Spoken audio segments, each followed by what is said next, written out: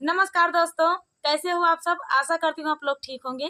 तो आज सुनाएंगे आप सबको कहारवा नाच गीत। सुनिएगा और बताइएगा कैसा लगा। बहुत ही प्यारा कहारवा नाच गीत है, चुटकुल्ला गीत है। तो देर न करते हुए चलिए सुनाते हैं ये प्यारा सा कहारवा नाच गीत। खेतवा में का करी नरम बातिया, कहाँ राया बेईमान आधी की रातिया, कहाँ राया बेईमान आधी की रातिया। हे खेतवा में का करी नरम बातिया, कहाँ राया बेईमान आधी की रातिया, कहाँ राया बेईमान आधी की रातिया।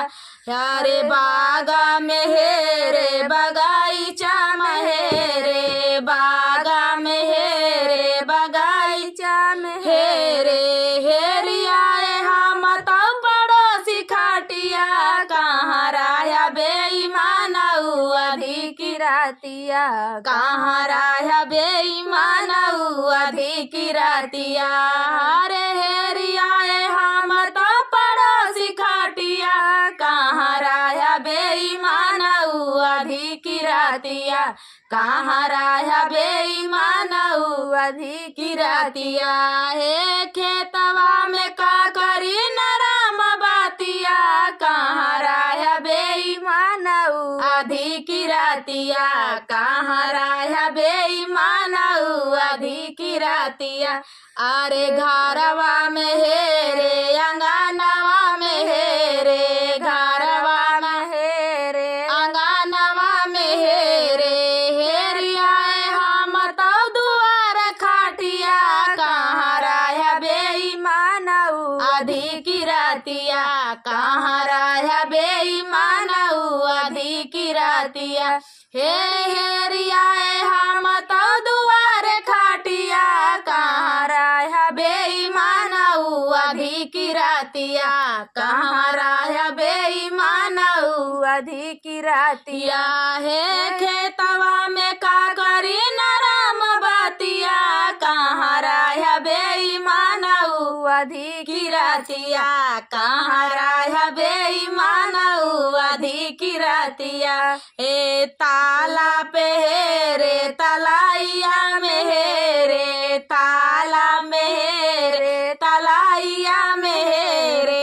हेरियाए हम तब बाजार हाटिया, कहाँ राया बेईमान आधी की रातिया, कहाँ राया बेईमान आधी की रातिया।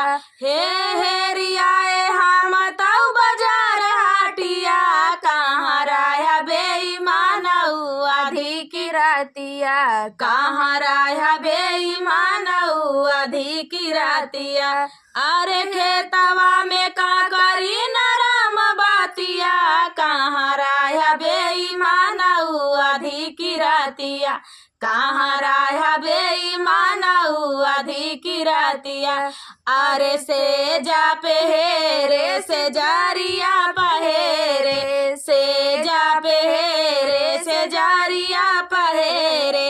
हेरियाए हम तब ननद खाटिया, कहाँ राया बेईमान आधी की रातिया, कहाँ राया बेईमान आधी की रातिया। अरे हेरियाए हम तब ननद खाटिया, कहाँ राया बेईमान आधी की रातिया, कहाँ राया बेईमान आधी की रातिया। अरे खेतवा में का करी नरम बातिया, कहाँ राया बेईमान आधी की रातिया, कहाँ राया बेईमान आधी की रातिया, कहाँ राया बेईमान आधी की रातिया। तो दोस्तों ये प्यारा सा कहारवा चुटकुल्ला नाच गीत आप सभी को कैसा लगा कमेंट में बताना दोस्तों। मेरा बता के लिए नमस्कार।